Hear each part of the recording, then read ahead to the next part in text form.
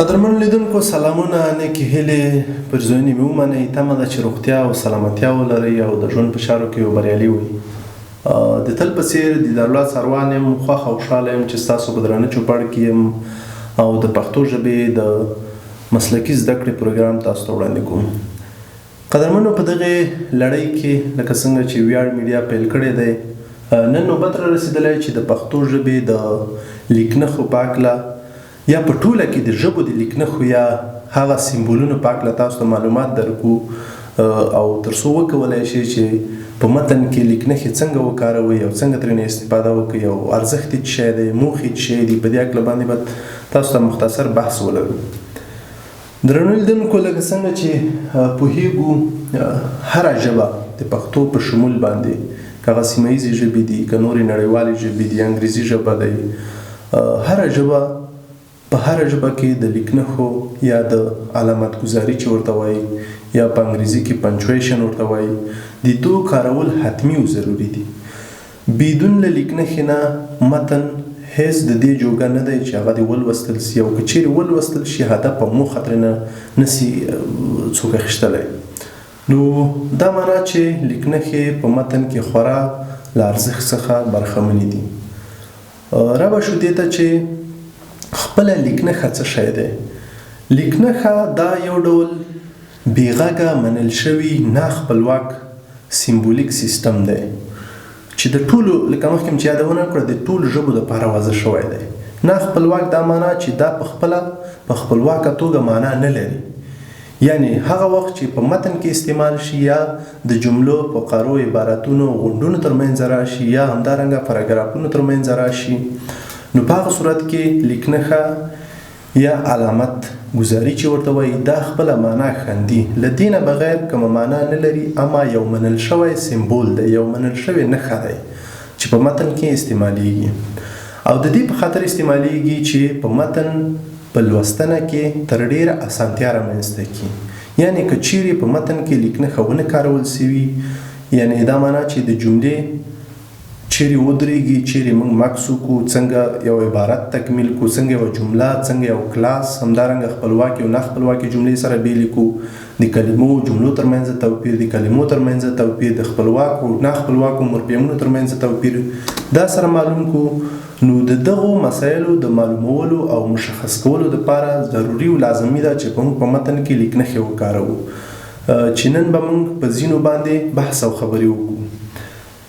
لکه مخکې مې څه یادونه وکړله، لیکنښې په پښتو ژبه کې ورته ویل کېږي، دغو سمبولونو ته لیکنښې ویل کېږي. همدارنګه په دري ژبه کې علامت ګذاري ورته ویل کېږي. په عربي ژبه کې د دې ترڅنګ موږ ورته علامات ترکیب وایي. همدارنګه په انګریزي ژبه کې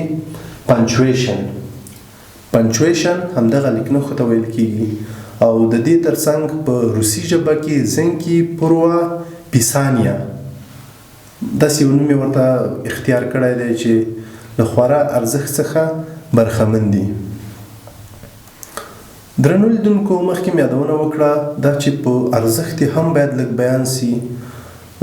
ډېری وخت لیکنښې په یو متن کې د نظم، وضاحت، هنریت او جذابیت په موخه استعمالیږي. یعنی مونږ که چیرې په یو متن کې لیکنښې وکارو، په هغه متن به زمونږ بانظمه وي، وضاحت به ولري، هنریت به وي پکې، همدارنګه هغه متن به تر ډیره جذابه وي، یو لوستونکي دپاره به د دې وړ وي چې هغه په ډیره ښه بڼه باندې سره ولولي، په یو ځای کې مکس وکړي، د جملې په آخر کې ودرېږي، همدارنګه نور مسایل.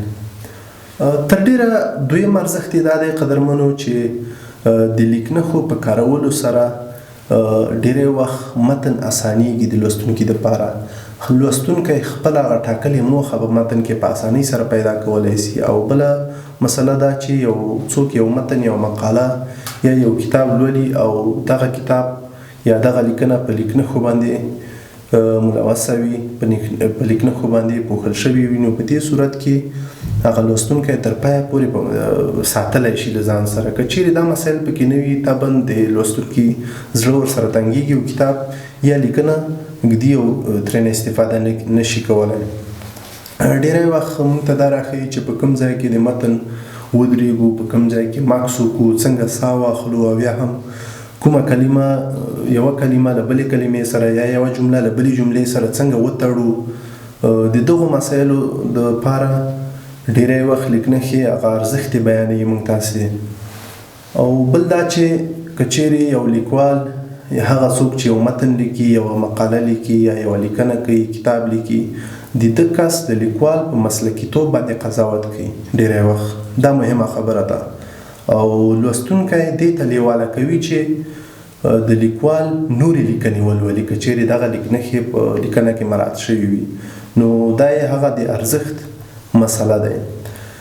په دې برخه کې درنو لیدونکو موږ راځو اول لیکنښه چې ډیره اړینه او ضروري ده او ډیری وخت په متن کې کارول کیږي، هغه د پښتو ژبې یا په ټوله کې موږ ویلی شو چې د ټولو ژبو ترمنځ استعمالیږي ټکی دی. ټکی همدارنګه دغه ټکي ته په انګریزي ژبه کې فول سټاپ ویل کیږي. فول سټاپ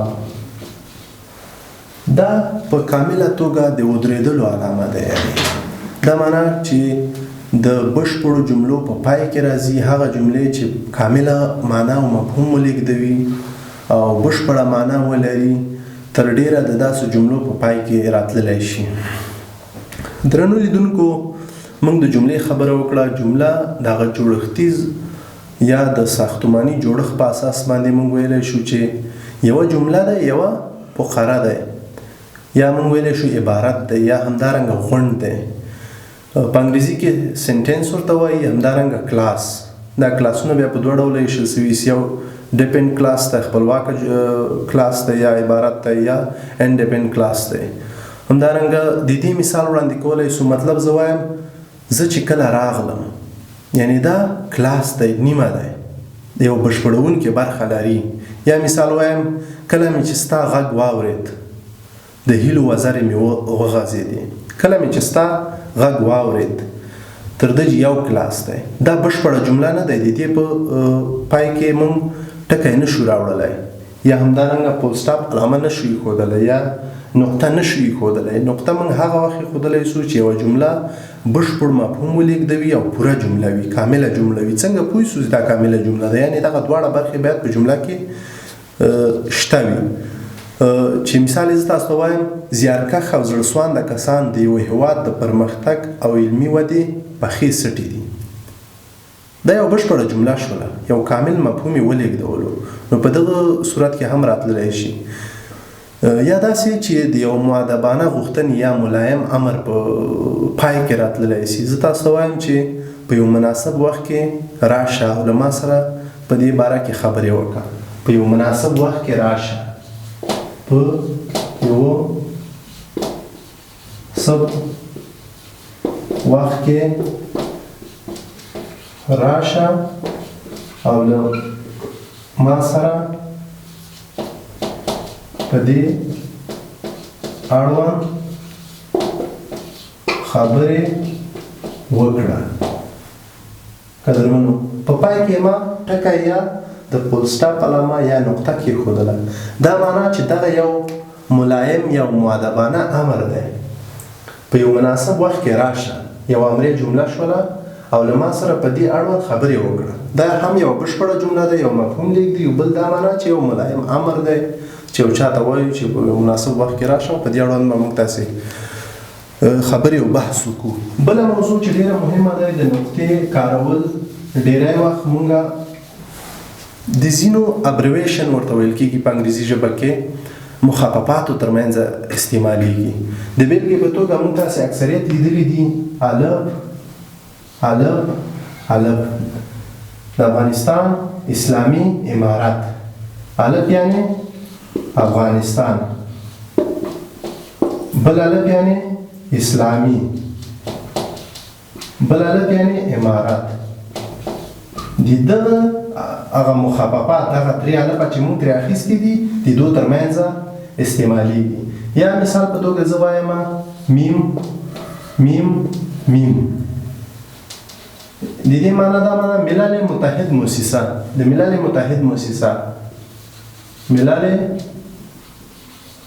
متحد موسسه د دغه درې میم هم ترې اخیستي دي، د دغو ترمنځ هم استعمالېږي. یا مطلب زه وایم BBC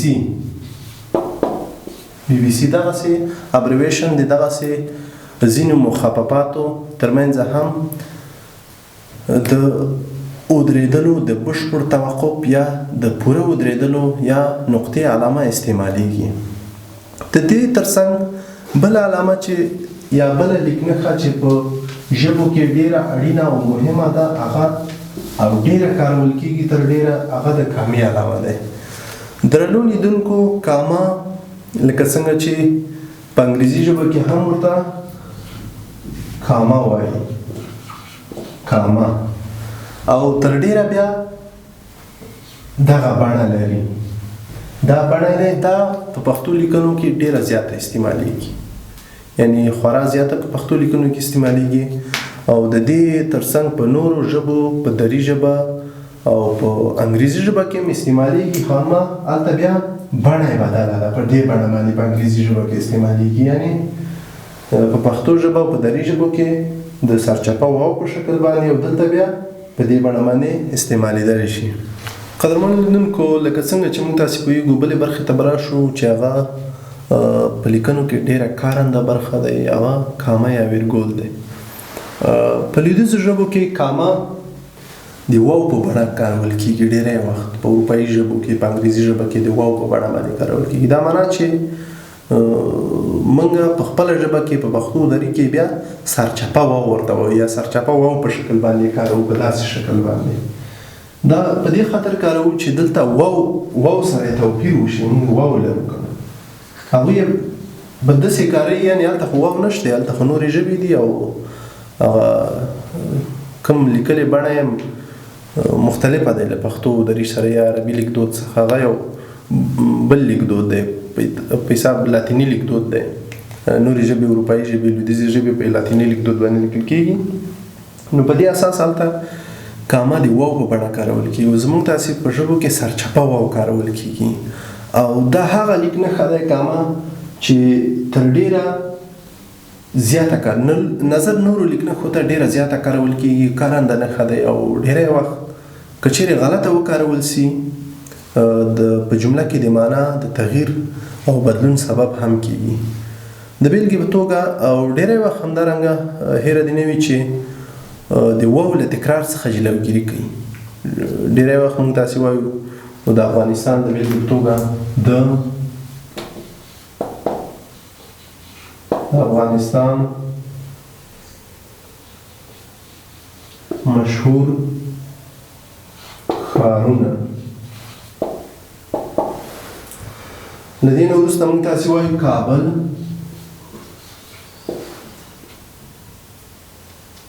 کاما، ننګرهار، کاما، هرات، کاما، بلخ او همدارنګه نور. یا په آخر کې موږ داسې وایو او لغمان. یعنې دلته که موږ تاسې په دې ځای کې او کابل او ننګرهار او هرات او بلخ کارولي وای نو دا مطلقاً غلطه راتله، د متن هغه جذابیت او هنریت یې له منځه ووړ. نو دلته د واو له تکرار څخه د او له تکرار څخه یې وښیي، د او له تکرار څخه جلوګیري وکړه یا مخنیوی یې وکړه. کابل، کاما، کابل، ننګرهار، هرات، بلخ او لغمان. په آخري برخه کې چې موږ تاسې غواړو خلاصې کړو یا پای ته یې ورسوو هغه جمله، نو دلته موږ تاسې د او کلمه کاروو او د جملې په پای کې نقطه یا ټکی کړو. دا یو مسله. بله مسله چې دا د مقدماتي فقره له اصلي جملې څخه بېلوي. د بېلګې په توګه د دې تړون په اساس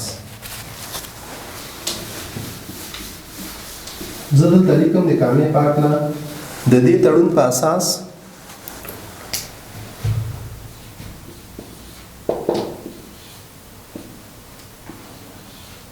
د دې تړون دا یو مقدماتي فقره ده. دلته زه کامه ورکوم. مقدماتي فقره له اصلي جملې څخه بېلوي.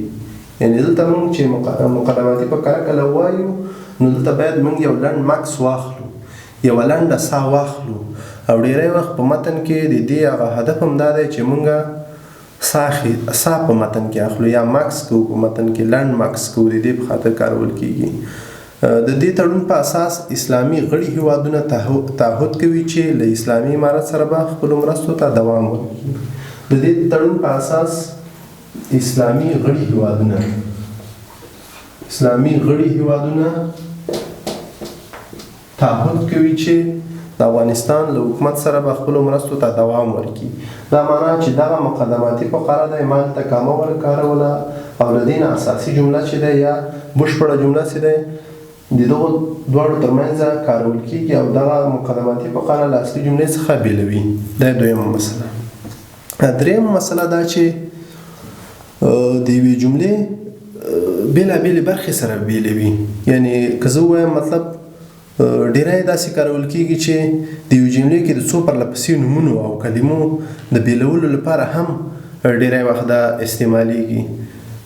ځینې نومونه راسي، ځینې کلمې راسي، د هغو د بیلتون دپاره هم استفاده ترېنه کیږي. درنو لیدونکو دریمه موضوع هغه د پوښتنې نښه ده یا د پوښتنې لپاره کومه نښه چې کارول کیږي یا په انګریزي کې کوېشن مارک ورته ویل کیږي، په دري کې سوالیه ورته ویل کیږي. ډیری وخت دغه نښه د پوښتنیزو جملو په پای کې ایښودل کیږي. هغه جملې چې د پوښتنې په ډول باندې مطرح کیږي یا د سوال په ډول باندې مطرح کیږي د دغسې جملو په پای کې ایښودل کیږي. او ډیری وخت د سوالیې نښه د څه، ولې، څنګه، څه ډول او دې ته ورته نورو پوښتنو په پای کې دا راځي. څه ډول مطلب زه وایم څه ډول دې د خپل پرمختګ دپاره قدم پورته کړه، ولې دې دا کار پیل کړو، ولې دې دومره عجله وکړله، څنګه دې وکولی شو چې دومره لوړ تعلیم ترلاسه کړې. د دغسې سوالو یا پوښتنو په پای کې د سوالیه نښه چې نښه یې هم دغسې دی دا ایښودل کېږي. او بله موضوع دا چې د شک او تردید تا ته په موجود وي په دې وخت کې هم کارول کېږي. د بېلګې په توګه زه وایم لیکمه چې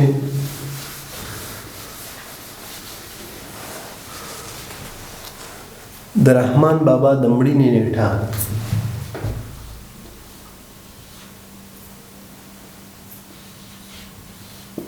رحمان بابا د مړینې نیټه د بېلګې په توګه زه لیکم 1128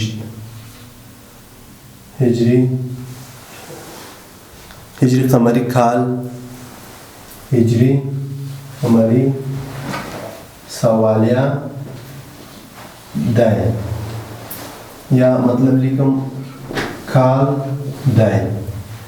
دلته د جملې په داخل کې د سوالیه نښه راغله. دلته په دغې جمله کې ماته شک موجود دی، شک او تردید لرم چې آیا د رحمان بابا د مړینې نیټه به 1128 کال وي یا به نه وي.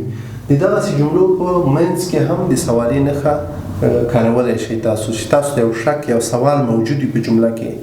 نو د دغه سوال د ښودلو دپاره تاسو کولی شئ جملې په منځ کې د سوالیې نښه یا سمبول وکاروئ. همدارنګه کله چې په یو جمله کې دننه پوښتنه راغلې وي، دننه په جمله کې یو ډول پوښتنه راغلې وي د جملې په ساختارو جوړښت کې. د بېلګې په توګه ویل تېر کال دې په یاد دي، زه لیکم تېر کال دې په یاد دي.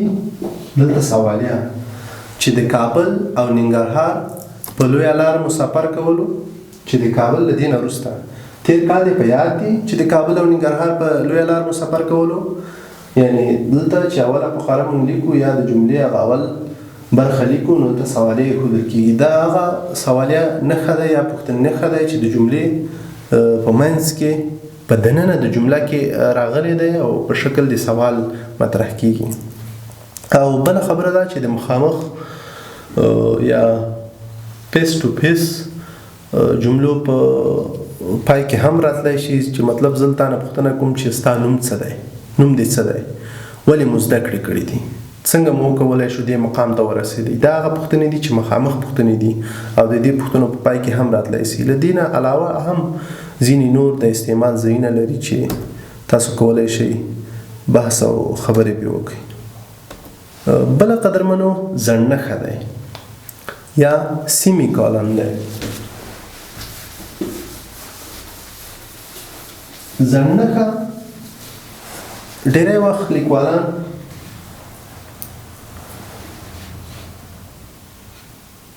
داسې یو نښه دی، دې ته سیمې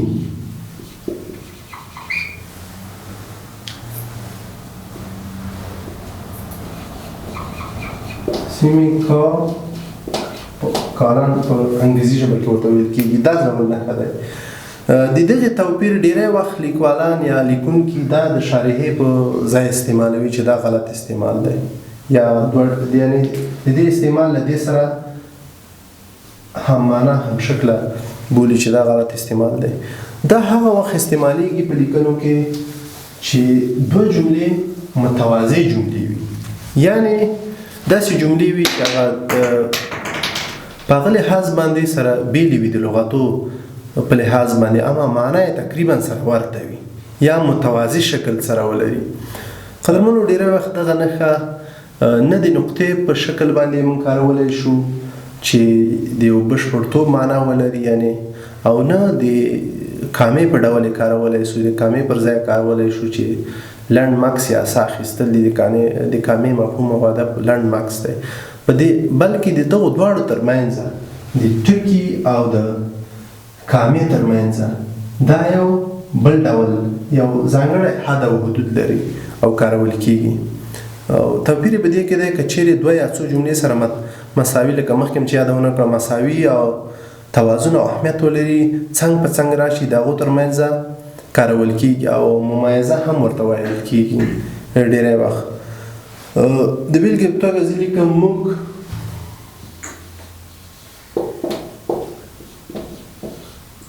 دوی ته ډېر دلیلونه وویل. دلته زه ممایزه یا سیمی کالن کاروم. موږ دوی ته ډېر دلیلونه وویل، ډېر عذر او زارۍ مو ورته وکړې، ډېر عذر او زارۍ مو ورته وکړې.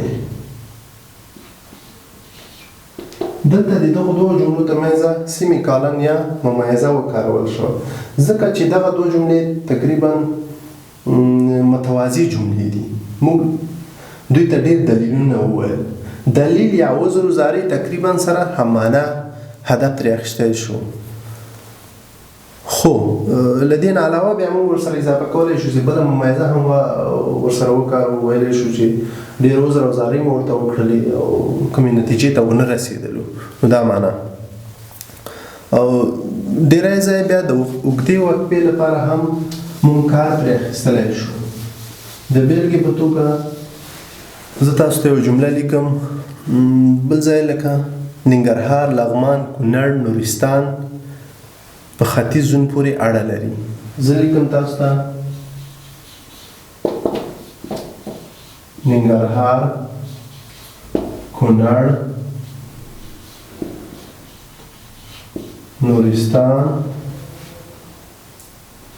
دلته ممایزه کارو په ختیځ زون پورې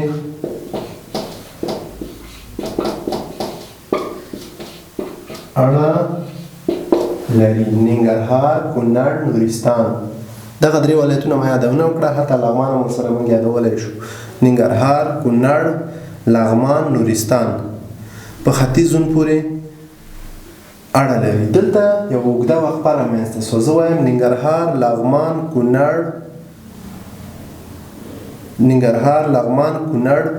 نورستان، دلته یو اوږده وقفه رامنځته سوله، یعنې د دغو ترمنځ د ننګرهار ترمنځ ما کامه وکاروله، همدارنګه د کونړ ترمنځ ما کامه وکاروله، او لغمان ترمنځ همدارنګه چې آخري پای نورستان ته دلته ما ممایزه وکاروله.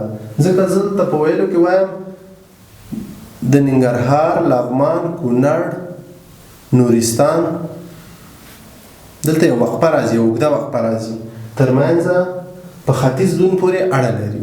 نو په دې صورت کې کارول کېږي. درنو لیدونکو، د نننۍ درس د پای موضوع هغه شارحه دی چې موږ تاسې به بحث پرې وکړو.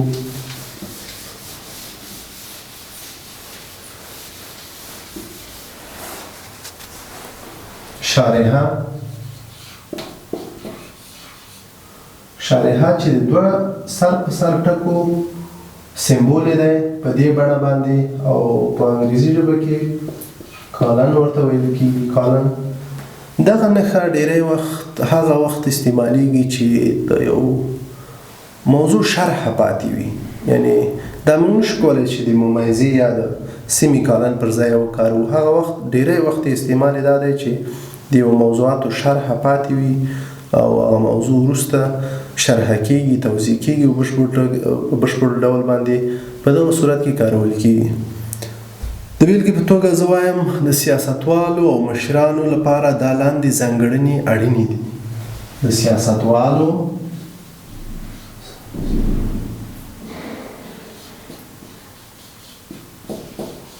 او مشرانو په اړه دا لاندې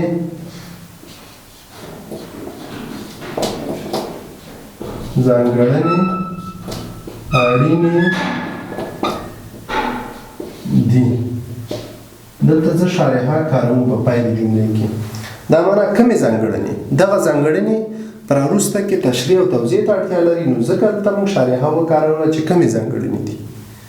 د بیلګې په توګه زه دې نه وروسته لیکم پوهه، جرأت، متانت او دې ته ورته اخلاق، همدارنګه ملي ارزښتونو ته ژمنتیا او دغه مسایل د یو مشر د یو رهبر دپاره اړین مسایل دي چې وروسته ما یادونه وکړله او توضیح او تشریح مې وکړه. د بیلګې په توګه موږ بله مثال یې وړاندې کولی شو. د پښتو ژبې ستوري. دلته په پای کې شارحه ما کېښودله. کوم کسان چې د پښتو ژبې ستوري دي، حبیبي صاحب دی، الفت صاحب دی، رښتین صاحب دی، دا کسان دي، دا له دې نه وروسته ذکر کېږي. نو په دې اساس ما ته شارحه کېښوده چې وروسته شرح راځي، یعنې توضیح راځي. ډیری وخت په د ساعتونو او دقیقو د بیلولو دپاره هم راځي. د بیلګې په توګه زه لیکم دلته 2 بجې او 10 دقیقې د دوی ترمنځ راغلي. همدارنګه په رسمي مکتوبونو کې ځینې وخت له دغې علامې څخه ګټه پورته کېږي چې زه لیکم له ښاغلي پوهاند صاحب شارحه. په رسمي مکتوب کې کله چې موږ داسې یو جمله لیکو نو د شارحې بڼه ورته ږدو. قدرمنو، له توجه نه مو نړۍ مننه. نو انشاءالله د پښتو ژبې د زده کړې د پروګرام په اساس په دغې لړۍ کې د پښتو ژبو د لیکنښو موضوع پاتې دی. دا درس به په همدغه ځای پای ته ورسوو. نو تر بیا مو الله مل شه، ښې چارې